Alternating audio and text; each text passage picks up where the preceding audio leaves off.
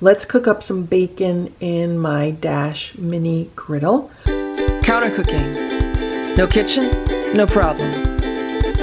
So I have 1 piece of frozen bacon. That's how I store my bacon. I store it in the freezer. I don't eat a lot of bacon. So if I buy a package of bacon, sometimes it's in my freezer for an entire year before it's all used up. This is the way that I store it. This is how my grandmother taught me how to store bacon.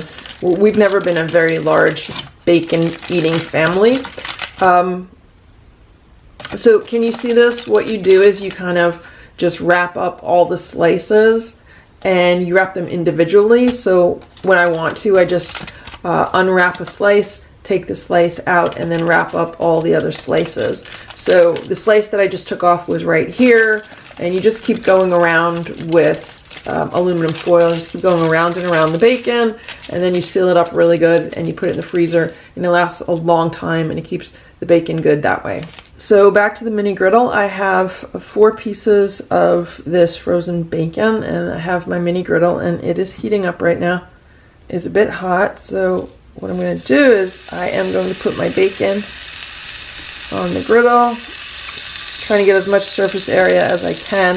This one's going to be an overlapping piece. Then we're going to shut this, and we'll come back in 5 minutes. Let's take a look at it in 5 minutes. It's been 4 minutes now, so let's take a look. It hasn't actually been 5, but that's what it looks like.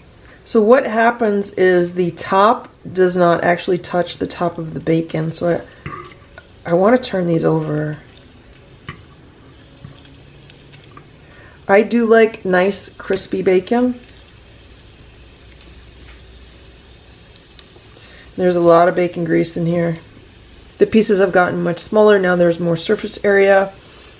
And is the bacon grease going to overflow? So this is not exactly a flat surface. So there's more bacon grease on this side than over here.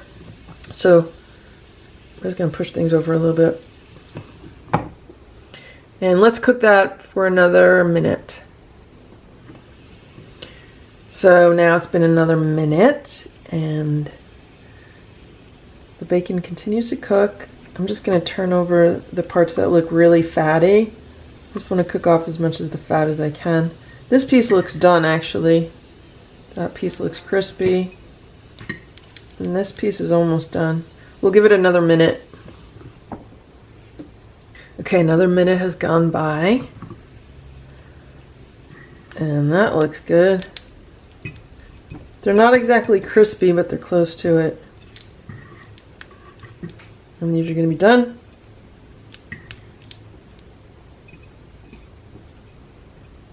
That's what the bacon looks like. This is the piece that's been cooling for a little while.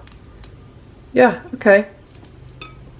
So it's gotten crispier as it's cooled. And what I want to do with this is I do want to crumble this bacon because I will be using it in an omelet. That piece is still hot. I'm going to let these other pieces cool. And then I'm going to crumble them like I did these pieces. So the next question is, how do you get the bacon grease out of this Dash Mini Griddle, because this thing is hot?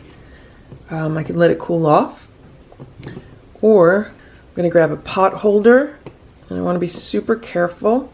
Just want to lift it up, make sure I don't touch anything hot.